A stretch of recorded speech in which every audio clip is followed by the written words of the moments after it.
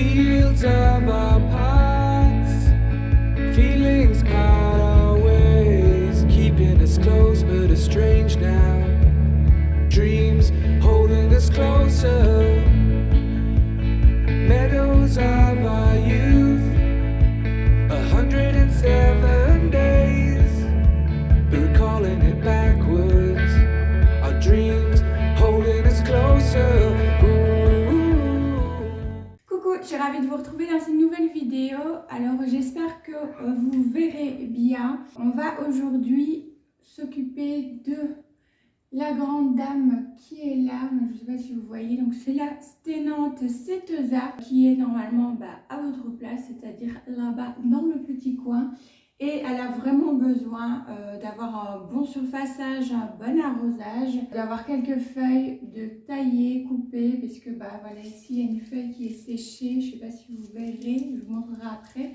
Et il y a une ou deux feuilles qui ont été un peu abîmées, déchirées, parce qu'elle est proche de la porte d'entrée. Du coup, des fois, elle se prend un peu des coups, la pauvre. Je vais commencer par couper les petites feuilles, avec tout simplement un sécateur qui a été désinfecté avant.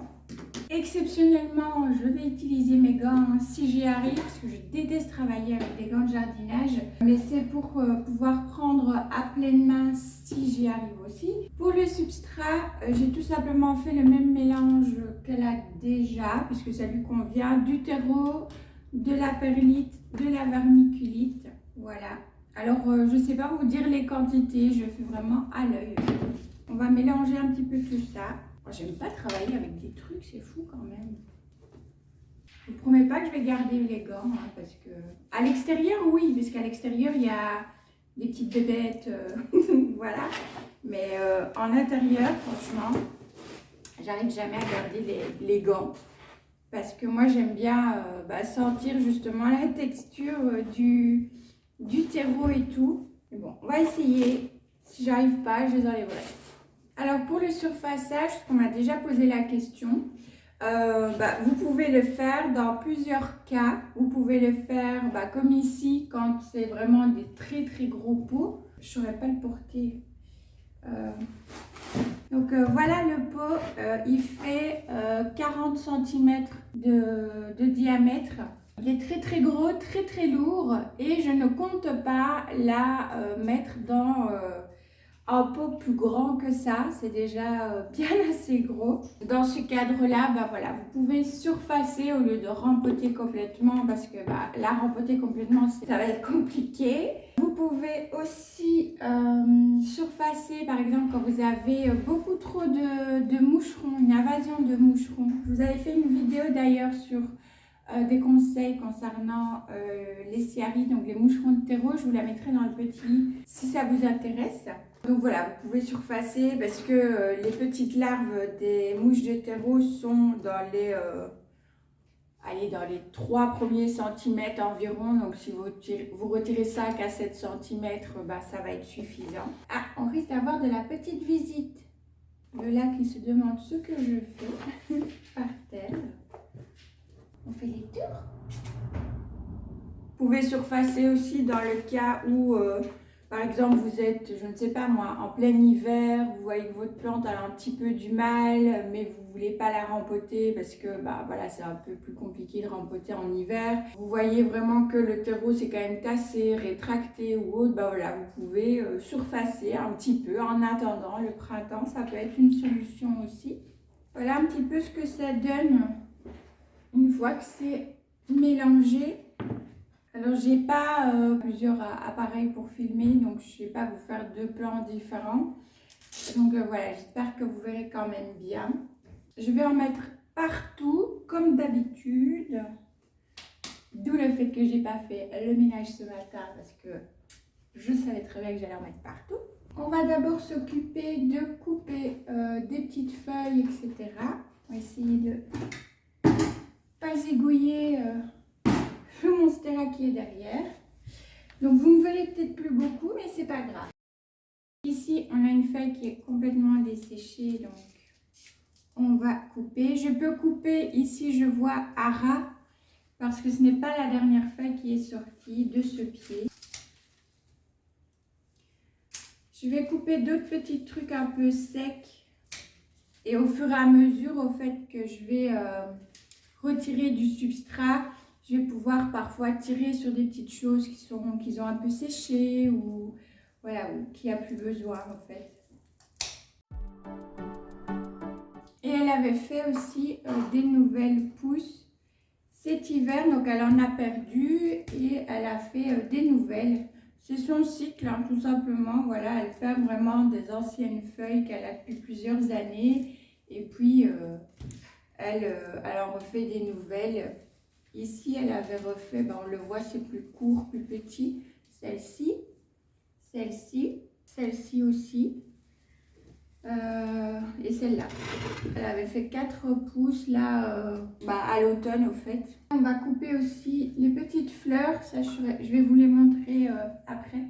Alors voilà, alors c'est une floraison vraiment qui n'est pas du tout intéressante chez cette sténante, il n'y a rien de spectaculaire, ça passe même le plus souvent inaperçu.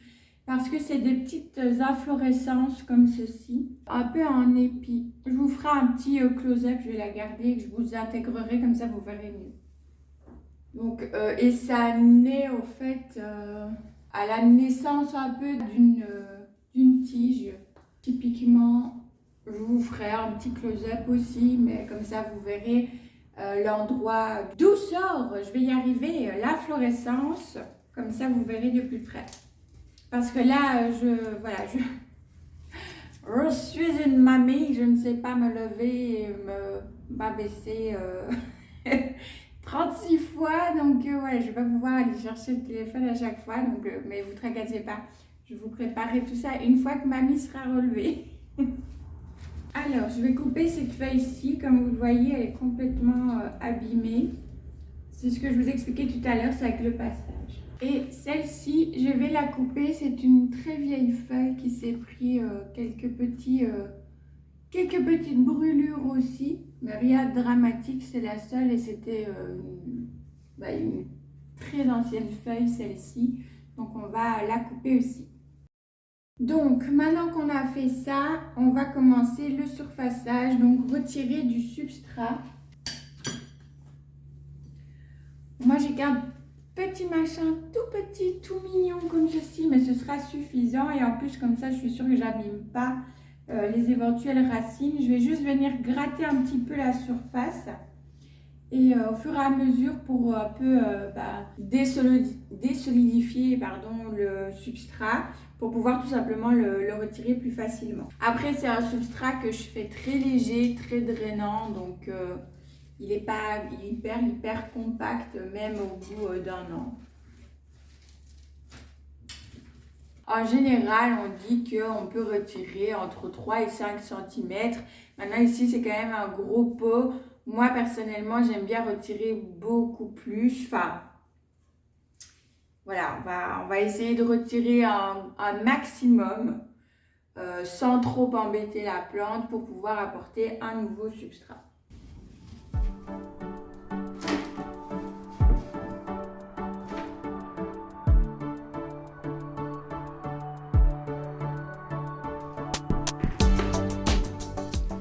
Après, vous pouvez avoir quand même des... heureusement que j'ai mis un vieux pantalon. Des tassements, c'est ce qui s'était passé ici aussi. Donc, le substrat était vraiment déjà descendu. Et je vois ici que j'atteins déjà une partie des racines. Donc, je vais vraiment y aller tout doucement. Je fais attention. J'essaye de retirer vraiment le max que je peux. Cette fois-ci, je pense pas que je vais pouvoir aller trop bas parce que là, je vois déjà des racines. Donc, et le but, c'est de ne pas trop déranger la plante non plus.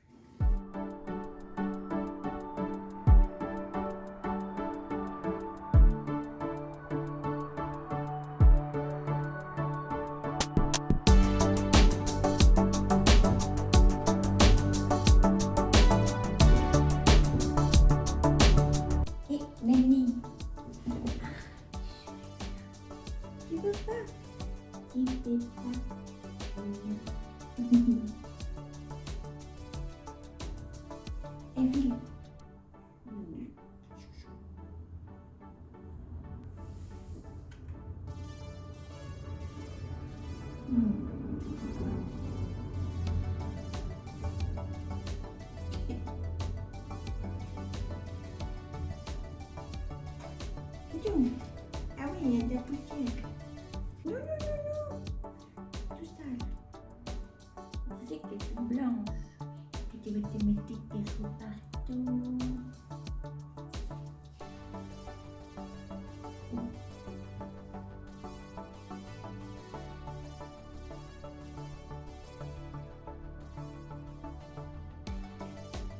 Mais tu sais que je suis occupée. Madame petite douce. Ah oui. Bon voilà, on a retiré, enfin j'ai retiré le maximum que je pouvais. Je ne sais pas si je vais arriver à vous montrer. Voilà, je ne sais pas si vous verrez bien du coup.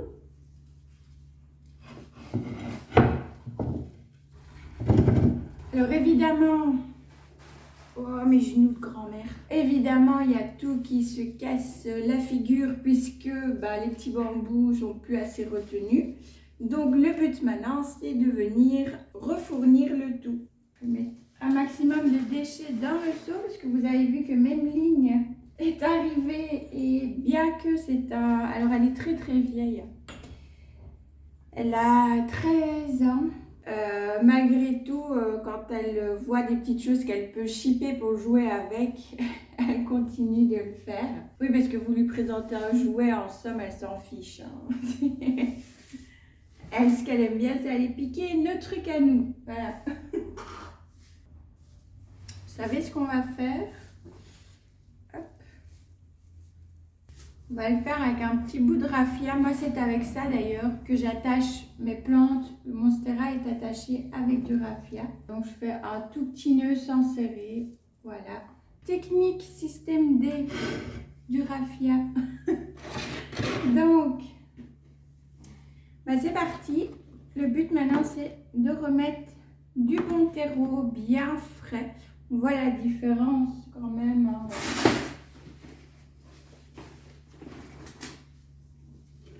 Celui-ci, il est tout vieux, tout friable, tout poussiéreux. Et plus clair, celui-ci est plus foncé et voilà, il est plus doux au toucher. Il n'est pas du tout sec. Donc c'est parti, on y va.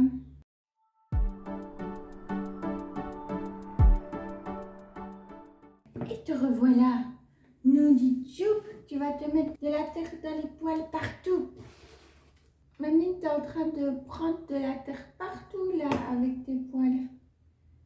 C'est pas une bonne idée. Arrête de trouver des échappatoires. Ouste. Non.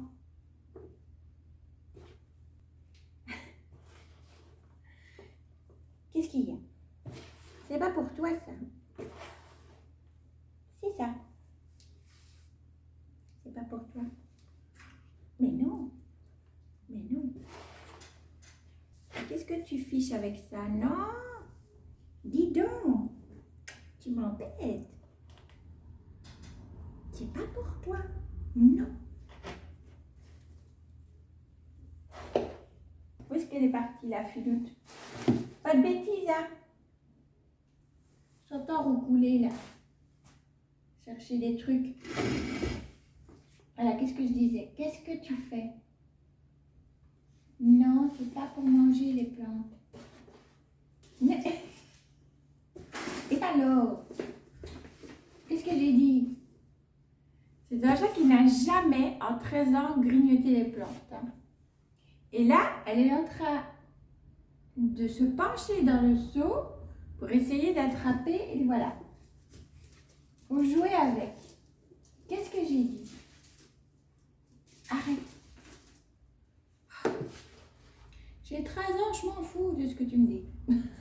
C'est clairement ça.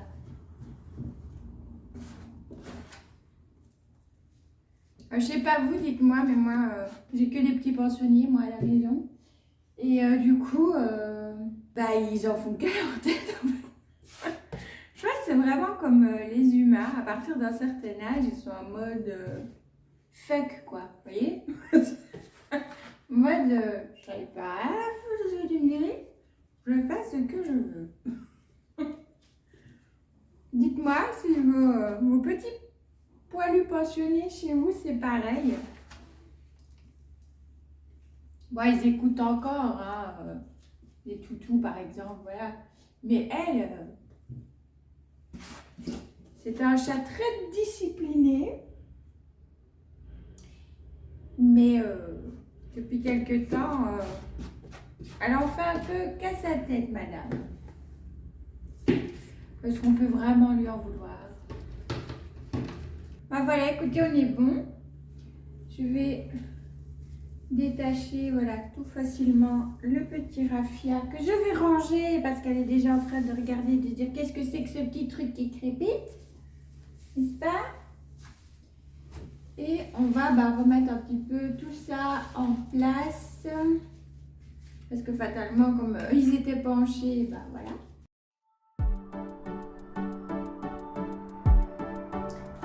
C'est intéressant.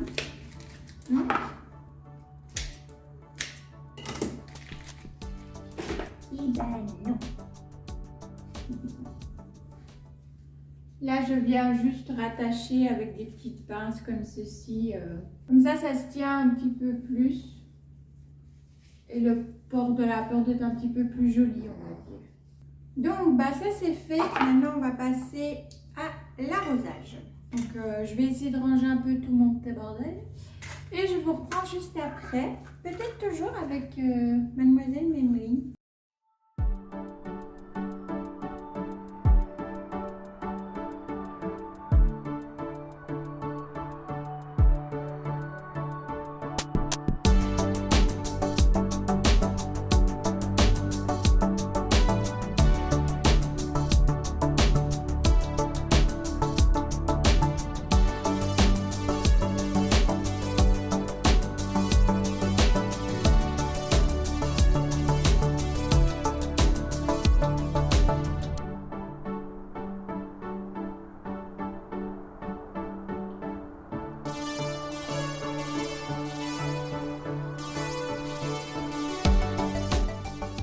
Voilà, j'en ai terminé du coup de m'occuper de cette grosse dame, de son surfaçage à cette Stenanthosethosa et de tous les petits soins. J'espère que ça vous aura plu. N'hésitez surtout pas à me poser d'autres questions si vous en avez dans les commentaires et à me partager aussi votre propre expérience.